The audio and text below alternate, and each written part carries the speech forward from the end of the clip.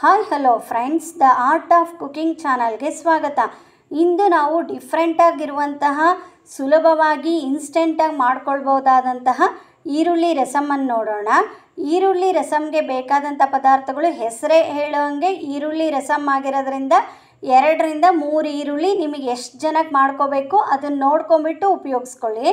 ಸ್ವಲ್ಪ ಬೆಳ್ಳುಳ್ಳಿ, ಹುಣಸೆ ರಸ, ಅಚ್ಕಾರದ ಪುಡಿ, ಕರಿಬೇವು, 2 ರಿಂದ 3 ಸ್ಪೂನಷ್ಟು ತೆಂಗಿನ ತುರಿ, ಜೀರಿಗೆ ಮತ್ತು ಕೊತ್ತಂಬರಿ ಬೀಜ. ಈಗ ಮಾಡುವ ವಿಧಾನವನ್ನು ನೋಡೋಣ.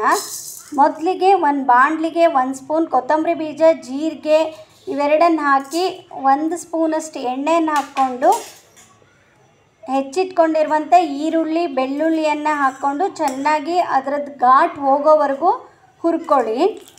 ಹೀಗೆ ಹುರ್ಕೊಳ್ಳೋದ್ರಿಂದ ಈ ರಸಮ್ ಟೇಸ್ಟು ತುಂಬಾ ಚೆನ್ನಾಗಿರುತ್ತೆ.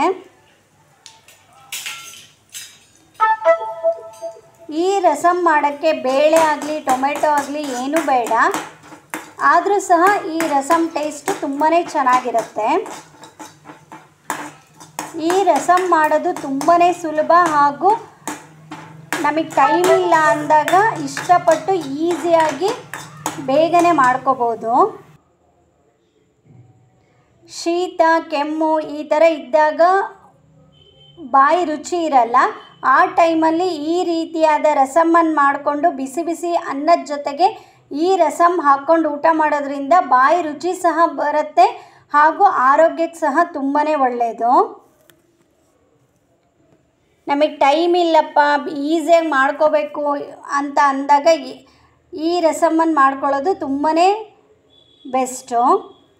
ನಂತರ ಸ್ಟವ್ ಆರಿಸಿ ಅಚ್ಕಾರದ ಪುಡಿ, ತೆಂಗಿನ ತುರಿ ಹಾಕ್ಕೊಂಡು ಒಂದು 2-3 ನಿಮಿಷ ಹಾಗೇ ಬಿಟ್ಬಿಡಿ. ಬಾಣಲಿ ಬಿಸಿಗೇ ಅಚ್ಕಾರದ ಪುಡಿ ಫ್ರೈ ಆಗುತ್ತೆ. ನಂತರ ಒಂದು ಮಿಕ್ಸಿ ಜಾರಿಗೆ ಹುರಿದ ಎಲ್ಲ ಪದಾರ್ಥಗಳನ್ನು ಹಾಕ್ಕೊಂಡು ಸ್ವಲ್ಪ ನೀರನ್ನು ಸಹ ಬೆರೆಸಿ ಚೆನ್ನಾಗಿ ನಯಸ್ಸಾಗೋ ಥರ ರುಬ್ಬಿಟ್ಕೊಳ್ಳಿ.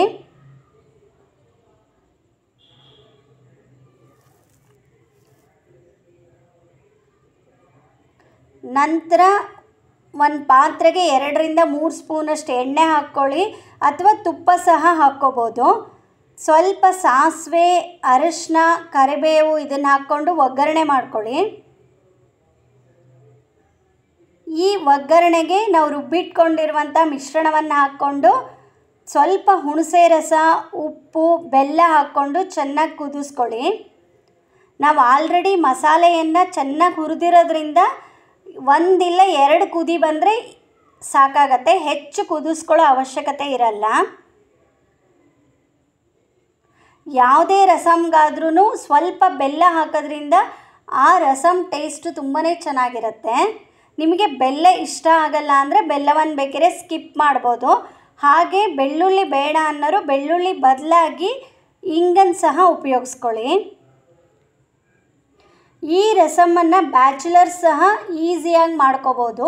ಹೆಚ್ಚು ಪದಾರ್ಥಗಳೇನಿಲ್ಲ, ಕೆಲವು ಇಂಗ್ರೀಡಿಯೆಂಟ್ಸ್ನ ಉಪಯೋಗಿಸ್ಕೊಂಡು ಒಂದು ಟೇಸ್ಟಿಯಾದ ರಸಮನ್ನು ಮಾಡ್ಕೋಬೋದು. ಮಧ್ಯಾಹ್ನದ ಟೈಮಲ್ಲಿ ಮಾಡಿರೋ ಅಂಥ ಸಾಂಬಾರು ಅಥವಾ ಬೇರೆ ಅಡುಗೆಗಳು ಖಾಲಿ ಆಗಿದ್ದಾಗ ಟೈಮ್ ಇಲ್ಲಪ್ಪ, ನಾನು ಬೇಗ ಅಡುಗೆ ಮುಗಿಸ್ಬೇಕು ಅನ್ನೋ ಟೈಮಲ್ಲಿ ಈ ರೀತಿಯಾದ ರಸಮನ್ನು ಮಾಡಿಕೊಂಡ್ರೆ ತುಂಬಾ ಚೆನ್ನಾಗಿರುತ್ತೆ.